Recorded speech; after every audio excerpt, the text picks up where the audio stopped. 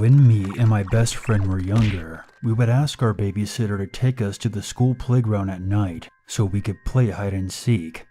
We lived in a small town where everyone knew everyone and we were friendly with one another.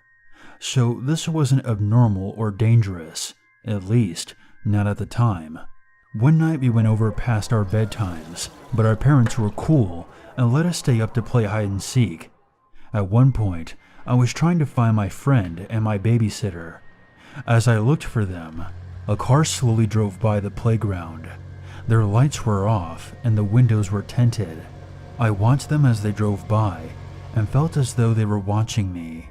When they were out of sight, I instantly forgot about it and went back to seeking. It came to be around midnight, and our babysitter thought that it was about time to go. Of course, we begged to stay a little longer, but he said it was late. We started to walk up the hill that was behind the school. We then all heard a car behind us, and we look over to see the same car driving on the grass towards us. My babysitter instantly grabbed both of us and threw us over his shoulders and started running towards the bushes that cut us off from the other street. The car started to speed up, and so did my babysitter. When we got to the bushes, my babysitter forced us through and up a metal fence behind them. I ended up getting cuts everywhere, but worst of all, I cut my leg on the fence and was bleeding badly. I could hear the driver of the car calling out to us, asking in a kind voice, "Where are you?" Then, in a serious and scary voice, "I know you're in there. I'm gonna find you." We ended up getting to a house that had lights on, and our babysitter banged on the door, begging to let us inside and that he had kids and one of them was bleeding. A woman who we knew as Emily opened the door and pretty much dragged us inside and shut the door behind her. Later that night, the police were called, and I was sent to the hospital to get stitches and a shot for the rusty metal I had cut my leg on. It doesn't end there though. Later that week, my dad was watching the news as usual, and a story came up.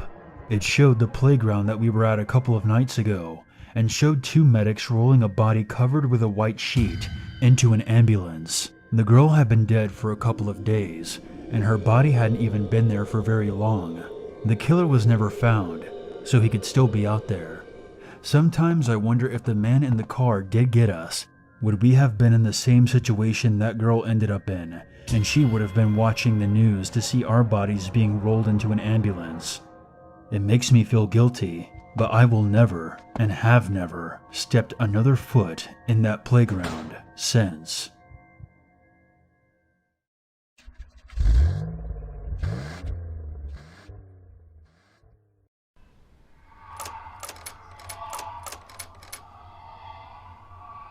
This incident happened when I was a sophomore in high school. My parents got a job in the countryside, so I was left alone in the city. I had to live on my own, so they ended up renting a small flat corridor apartment for me. For the first few days, I felt free to be myself, but also a little scared since it was my first time living alone. I felt a chill in the house somewhere, and I sometimes opened my eyes at daybreak after I moved in. For your information, I rarely woke up at dawn when I lived with my parents before. Another day, when I looked at the clock attached to the room, it was often pointed at 2 a.m. Sometimes I woke up at 1:50 or 2:10. Anyway, it was always close to 2 a.m. At first, I thought it was just nothing and fell asleep again. But it kept happening again for about a week. On that day, I opened my eyes around 2 a.m. as usual. Oh shoot, it happened again. Thinking like this, I tried to fall asleep again, but I couldn't fall asleep at all, rolling my eyes vacantly. At that moment, I heard the sudden sound of shoes in the hallway. Because the next side of my room was the hallway and my bed was attached to the hallway, so the sound was very clear. From the elevator, he was coming toward my house. But at the moment, the footsteps gave me a sense of chilling for some reason. and I began to feel anxious that the destination would be my house. And eventually, the sound of shoes just exactly stopped right in front of my house. Shortly after the sounds of its footstep, I suddenly heard the slide of the front door lock goes up. My door lock has numbers, and when you open the slide, you press the number and close the slide. Then the door opens. So someone was literally trying to open my door. It slowly began to press the numbers one by one. I was so scared that I put on my blanket and shouted inside, "Please don't open it! Please, it's not 7 numbers." My apartment password was 7 digits, so I started to get terrified. I couldn't move because my body was frozen in that state, and if I moved just a little, someone outside would be excited. It slowly pressed the 7-digit number and slid down the slide. At that moment, my heart sank and I felt like I was about to die. Fortunately, I heard a sharp warning. It meant the number was wrong. Thank God. But as soon as I heard the warning, it opened the slide again and pressed the number faster than before.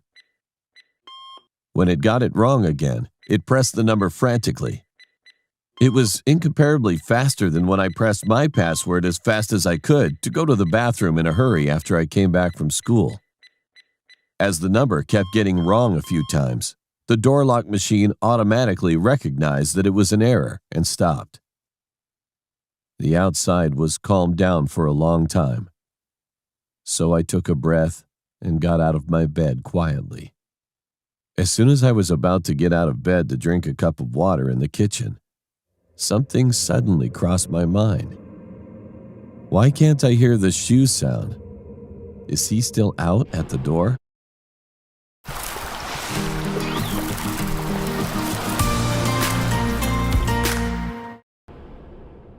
And at that moment, again, it began to press the number roughly again.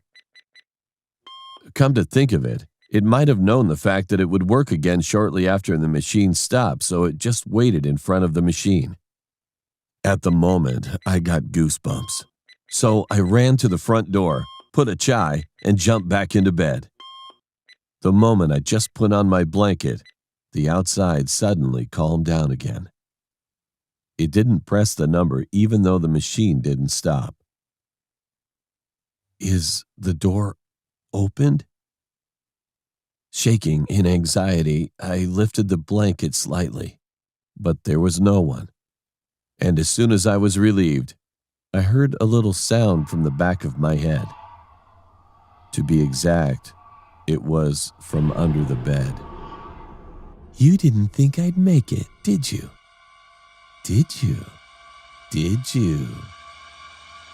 The moment a woman's whispering voice came into my ears, I realized it was sleep paralysis. In that state, I think I fainted without moving my body once. The next morning, I opened my eyes and went straight to the front door. Fortunately, the door was locked, and the chain above it was fine also. I opened the door and looked out just in case, but there was no one there. This time, I looked at the password slide, and it seemed fine on the outside. However, the moment I opened the slide, I felt like I almost fainted. The numbers corresponding to my apartment's password among the number plates were all scuffed as if they were scratched by a knife or something. I immediately told my parents about this, and it seemed they were worried about me, so they came right away to see me. They were also surprised to see the scratched number plates and ended up heading to the security office to see if there were any CCTV records taken at that time. However, no matter how hard we looked at it, we could not see anyone wearing shoes or unusual. There were 5 people in the CCTV, but all of them were residents of the apartment.